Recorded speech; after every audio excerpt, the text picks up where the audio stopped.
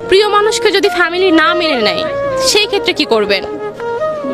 পালাই যাব, পালিয়ে যাবেন কেন? কারণ ফ্যামিলি আজ না হোক কাল মেনেই নেবে। প্রিয় মানুষকে হারালে তোকে আর পাবো না, তাই না?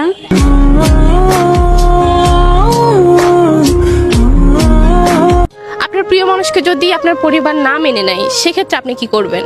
আমি প্রিয় মানুষটাকে ছেড়ে দেব, কেন? কারণ আমার কাছে আমার পরিবারই সব।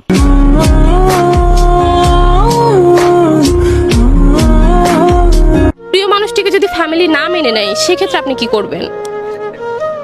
ফ্যামিলিকে মানাবো কি আপু, প্রিয় মানুষটা আগেই তো পৃথিবী ছেড়ে চলে গেছে।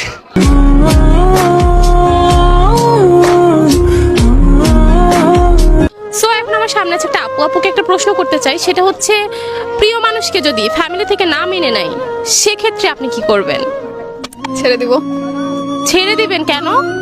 ফ্যামিলির জন্য, কারণ আমার কাছে ফ্যামিলি সবার আগে।